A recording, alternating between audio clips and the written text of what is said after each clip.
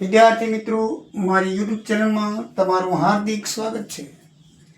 આજે આપણે chapter number 2નો છેલ્લો વિડીયો જોઈશું અને ચેપ્ટર નંબર 2 શેરનું મૂલ્યાંકન આપણે પૂર્ણ કરીશું। ચેપ્ટર નંબર 2 પૂરું થાય છે એટલે સાથે સાથે આપણો એકાઉન્ટનો કોર્સ પણ પૂરો થાય છે।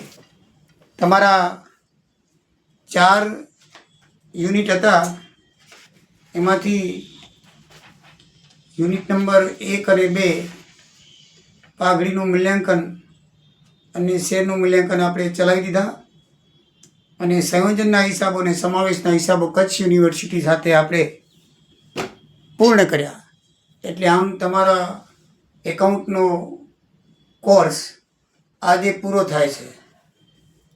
તમને પરીક્ષાની અંદર કોઈ પણ તકલીફ હોય, કોઈ પણ યુનિટનો દાખલો ન આવડતો હોય તો કોમેન્ટ કરીને લખશો, જરૂરથી તમને દાખલો ગણીને બતાવવામાં આવશે।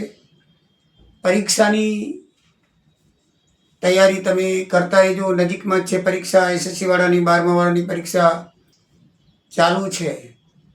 ઇંગ્લિશ મીડિયમની, ગુજરાતી મીડિયમની 26મીથી શરૂ થાય છે, આપને ખબર હશે। અને તમારી પણ માર્ચ મહિનાની અંદર એન્ડમાં શરૂ થઈ જશે, કદાચ એપ્રિલની શરૂઆતમાં। તો બહુ ખાસ સમય નથી, એટલે કોર્સ તમારો પૂરો થઈ ગયેલો હોય, તમે એકાઉન્ટની પ્રેક્ટિસ બરાબર કરજો। કોઈ તકલીફ હોય, કોઈ દાખલો ના આવડતો હોય તો જરૂરથી પ્રેમથી મને કોમેન્ટ કરજો, હું જરૂરથી તમને દાખલો ગણીને મોકલાવીશ। તો ચલો આપણે આગળ જોઈએ તો હકના શેર કોને કહેવાય? મિત્રો, ચાલુ કંપનીને વધારાની મૂડીની જરૂર પડે ત્યારે વધારાના શેર બહાર પાડે છે। આ શેર ખરીદવા માટે પોતાના જે ચાલુ શેર હોલ્ડર છે એને એ હક પહેલો આપે છે। એ હક ચાલુ જે શેર હોલ્ડર છે એને જે ધારણ કરેલા શેર હોય, એટલે કે એના જે કંપનીના શેર હોય એના પ્રમાણમાં એને આપે છે અને આ આપેલા શેરને હકના શેર કહેવામાં આવે છે। ચાલુ કંપનીને વધારાની મૂડીની જરૂર પડે અને તે માટે નવા શેર બહાર પાડે ત્યારે તે ખરીદવાનો કંપનીના ચાલુ શેર હોલ્ડરને તેમણે ધારણ કરેલા શેરના પ્રમાણમાં હક આપવામાં આવે છે। જે હકના આધારે નવા શેર ખરીદવામાં આવે તો તેને હકના એટલે કે રાઇટ શેર કહેવામાં આવે છે। આવા હકના શેરનું શેર વેચાણ શેર હોલ્ડરો પોતે હક સાથે અથવા તો હક વિના બંને રીતે કરી શકે છે। હક સાથે જો કરવામાં આવે તો તેને કમ રાઇટ શેર કહેવામાં આવે છે અને હક વગર વેચવામાં આવે તો તેને એક્સ રાઇટ શેર કહેવામાં આવે છે।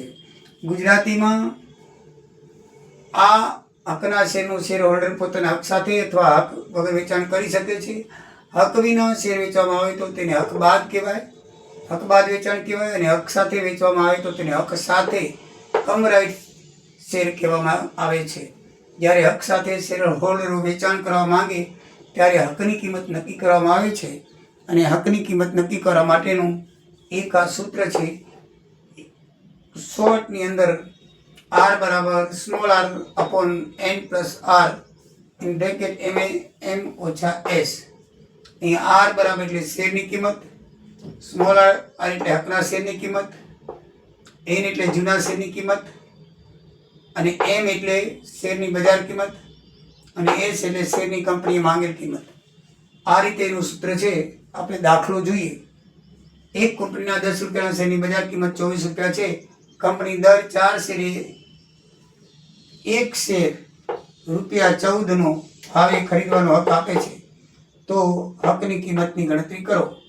તો અહીં જો શેરની બજાર કિંમત m 4 ગુણ્યા 24, કારણ કે શેરની કિંમત 4 છે, 4 એક આપે છે એટલે 24 96 રૂપિયા થાય, અને કંપની હકના શેરની માંગેલ કિંમત 14 રૂપિયા છે, લખ્યું છે એક શેર 14 રૂપિયાના ભાવે ખરીદવાનો હક આપે છે, એટલે કંપનીએ માંગેલ કિંમત s એ 14 રૂપિયા થાય।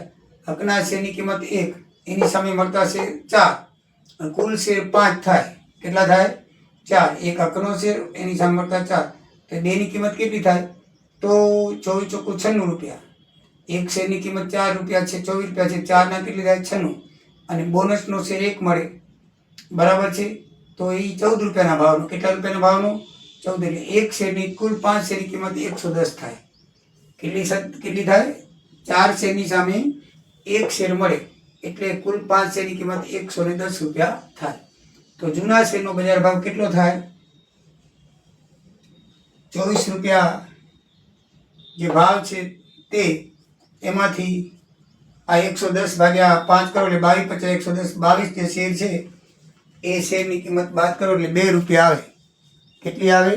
2 રૂપિયા.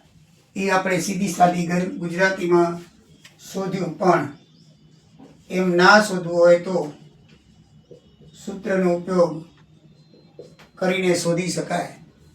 આ 22 રૂપિયા કેવી રીતે આવ્યા? 110 ભાગ્યા 5.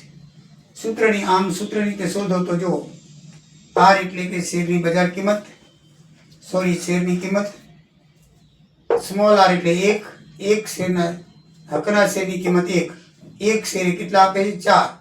એટલે n બરાબર શું છે?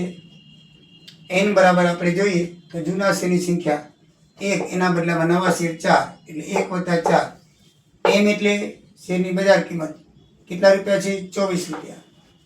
ઓછા s એટલે કંપનીએ માંગેલ કિંમત 14 રૂપિયા. તો 24 - 14 તો 1/5 ગુણ્યા 24 - 10 તો 2 રૂપિયા આવી ગયો. આ સૂત્રની મદદથી આપણે કંપનીની હકના શેરની કિંમત માંગી. બીજું છે બોનસનું શેરનું મૂલ્યાંકન. બોનસના શેર કેને કહેવાય? તો કંપની પોતાના શેર હોલ્ડરને કોઈ પણ અવેજ વગર ફ્રીમાં આપે, કોઈ પણ અવેજ વગર ધારણ કરેલ શેરના પ્રમાણમાં શેર આપે તેને બોનસ શેર કહેવામાં આવે. બોનસ હંમેશા ફ્રી હોય. દરેક કર્મચારીને બોનસ મળે એટલે એ પગાર ઉપરાંતની મફત રકમ મળે. બરાબર છે. એવી રીતે કંપની પોતાના શેર હોલ્ડરને બોનસ શેર આપે તો એમાં કાંઈ રૂપિયા આપવાના હોય નહીં, મફતમાં જ આપે. પણ એને ધારણ કરેલા શેરમાં કે 4 કે 5 એવી રીતે પોતાના પ્રમાણની અંદર આપે તો એને બોનસ શેર કહેવામાં આવે છે. બોનસ શેર શેમાંથી બહાર પાડવામાં આવે છે? તો કંપનીએ દર વર્ષે બોનસ માટે કે ડિવિડન્ડ માટે અનામત ભેગું કરવાનું હોય છે. નફાનો એક ભાગ હોય છે. નફામાં અમુક ટકા અનામત ખાતે લઈ જવામાં આવે છે. દર વર્ષે લઈ જવામાં આવે. કંપની જો વધારે નફો કરે તો અનામત ઘણું બધું થઈ જાય. બહુ અનામત થઈ જાય એટલે આમાં તો એ શેર હોલ્ડરના જ પૈસા છે, કારણ કે નફાનો જ ભાગ છે. તો એમાંથી કંપની પોતાનું શાખ ક્રેડિટ વધે એટલે શેર હોલ્ડરોને બોનસ આપે છે. તો એનું અનામત ભંડોળમાંથી એ રકમ લઈ અને કંપની શું આપે છે? શેર હોલ્ડરોને બોનસ શેર આપે છે. બોનસ શેર બહાર પાડવાથી કંપનીની કુલ શેરની સંખ્યામાં વધારો થાય, પણ ચોખ્ખી મિલકતના ધોરણે શેરની કિંમત ઘટે છે. કંપનીની મિલકતમાં વધારો થતો નથી, શેરની સંખ્યા વધે છે. હવે આ શેર છે ને વગેરે હવે જે બહાર પાડવાના હોય છે એટલે શેરની સંખ્યા તો વધે જ. મૂળ શેર કરતાં જે વધારાને બહાર પાડીએ સામે રૂપિયા તો મળવાના નથી. એટલે ચોખ્ખી કિંમત આપણે કેવી રીતે શોધીએ છીએ કે શેરની મિલકત ભાગ્યા શેરની સંખ્યા. હવે ચોખ્ખી મિલકત શેર બહાર પાડ્યા પહેલાં જે મિલકત હોય એ શેર આપ્યા પછી શેરની સંખ્યા વધે એટલે ઓટોમેટિકલી મિલકત ઘટે કહેવાય. આપણે એક ઉદાહરણથી જોઈ લઈએ. એક કંપનીની શેર મૂડી 800 શેર, દરેક ₹10 તો એક પૂરેપૂરા ભરપાઈ થયેલા શેરની છે. કંપની પાસે અનામત ભંડોળ 46 રૂપિયા છે. હવે 2 શેર દીઠ એક બોનસ શેર આપવામાં આવે તો શેરનું આંતરિક મૂલ્ય અને બોનસ શેર બહાર પાડ્યા પછીનું આંતરિક મૂલ્ય શોધો. તો પહેલાં તો આપણે શેર બહાર પાડ્યા પહેલાંનું શોધીએ તો ચોખ્ખી મિલકત ભાગ્યા શેરની સંખ્યા થાય. એની મિલકત કેટલી છે? 800 શેર ગુણ્યા 10 એટલે 8000 રૂપિયા એક, અને 46નું ભંડોળ એટલે ટોટલ કિંમત આ હતી ભાગ્યા 800 કરો એટલે 15.75 થાય. હવે શેર શું બહાર પાડે છે? 2 શેર દીઠ એક બોનસ આપે એટલે 800 શેરને બદલે 2 એટલે 400 શેર વધારે બોનસના થાય. 2 1 એટલે 2 વડે ભાગો એટલે 800 શેર છે એટલે 400 શેર બોનસ આપવો પડે. ટોટલ શેરની સંખ્યા કેટલી થઈ જાય? 1200 થઈ જાય.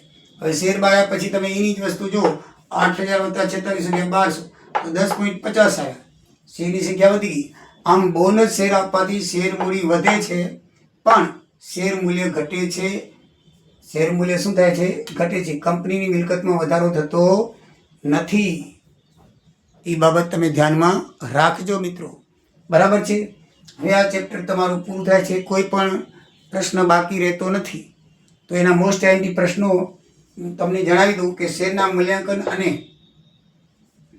અસર કરતા પરિબળો જણાવો. આ પ્રશ્ન ખૂબ અગત્યનો છે. થિયરીમાં આપેલો છે, મેં પણ સમજાવેલો છે. બરાબર છે. બીજો પ્રશ્ન, શેરની વ્યાજબી કિંમત ટૂંકનું લખો. એ આપણે હમણાં છેલ્લા દાખલા જોયા, છેલ્લામાં એ બધા વ્યાજબી કિંમતના હતા. પછી શેરના મૂલ્યાંકનની પદ્ધતિઓ જણાવી સમજાવો. તો મૂલ્યાંકનની 2 પદ્ધતિ છે, એના વિશે ચર્ચા મેં કરેલી છે. ઉપજના ધોરણે ને ચોખ્ખી મિલકતના ધોરણે, અને કેવી રીતે શોધાય એ પણ સમજાવેલું છે. પાઠ્યપુસ્તકોમાં પણ આપેલું છે. ઉપરના ધોરણે મૂલ્યાંકન સમજાવો અને શેરની આંતરિક કિંમત તેમજ બજાર કિંમત એના વિશે ટૂંક નોંધ લખવાની છે. આ વાજબી કિંમત, આંતરિક કિંમત તેમજ બજાર કિંમત, આ 3 કિંમત વિશે તમે બરાબરનું પાકું કરી રાખજો. 101% પૂછાશે ને પૂછાશે જ, એ બરાબર ધ્યાનમાં રાખજો. આ સિવાય કોઈ પ્રશ્ન પૂછાવાની શક્યતા નથી. ઉદાહરણની અંદર તમે 1, 2, 4, 7, 10, 11, 12, 17, 18, 19 કરી જાજો, તમને બહુ જ હેલ્પફુલ થશે. અને સ્વાધ્યાયના દાખલા જોવા હોય તો 5, 10, 14, 15, 17, 42 ને 43 જે મેં ઉદાહરણ ગણાવેલા છે એના આધારે જ છે, અને પરીક્ષામાં વારંવાર પૂછાયેલા છે. એ તમે જો કરી જશો તો વાંધો આવશે નહીં. ના આવડે તો કમેન્ટ કરજો. અને ખાલી જગ્યા, વિકલ્પો, ટૂંકા પ્રશ્નો તો બધા જ કરવાના મિત્રો. જે પરીક્ષામાં વધારે પૂછાયેલા હોય એ પાકા કરીને જવાનું. ન સમજણ પડતી એમાં તો તમે મને જણાવજો. ઘણા બધા હોય છે એટલે એની ચર્ચા આપણે કરતા નથી, કારણ કે જવાબ આપી દીધેલા હોય છે. બરાબર છે, ગણતરી કરીને પણ આપેલી હોય છે. છતાંય તમને જો ખબર ના પડે તો કોઈ પણ વિકલ્પ, કોઈ પણ દાખલો તમને ક્યાંય પણ તકલીફ પડતી હોય તો જરૂરથી જણાવજો. જરૂરથી તમને સમજાવવામાં આવશે, સહકાર આપવામાં આવશે. બરાબર છે. તો best of the luck four annual exam. બધાને ભગવાન સફળતા આપે એવી તમને ભગવાનને પ્રાર્થના કરું છું. અને તમે મહેનત કરતા રહેજો મિત્રો. રોજ થોડી મિત્રો પ્રેક્ટિસ કરજો દાખલાની. કમસે કમ 1 પ્રકરણનો 1 દાખલો ગણજો. બાકીના વિષયમાં ભલે ધ્યાન દો. તો હજી 1 મહિનો બાકી છે તો 30-40 દાખલા થઈ જાય. 1-2 દાખલા ગણવાની તમે ખાસ ધ્યાન રાખજો. તમારા 4 યુનિટ છે, તમે 1 અઠવાડિયું 1 યુનિટને આપો, બહુ થઈ ગયું. 1 મહિનો બાકી, હજી વધારે સમય છે તો 4 યુનિટ થઈ જાય.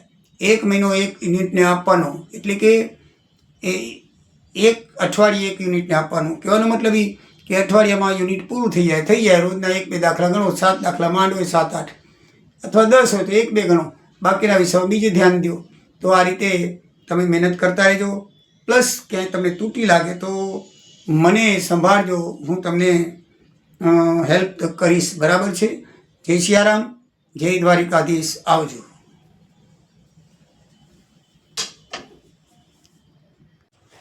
મિત્રો, દરેક પ્રકરણની પાછળ પૂર્ણ થયા પછી મેં આઈએમપી પ્રશ્નો આપેલા છે. એટલે જે વિદ્યાર્થીને દાખલા બરાબર નથી ફાવતા એવા વિદ્યાર્થીઓને મેં જે પ્રશ્ન આપેલા છે થિયરિકલ, એ પ્રશ્નો ખાસ કરીને કરવા, જેથી એમને મદદ મળી રહે.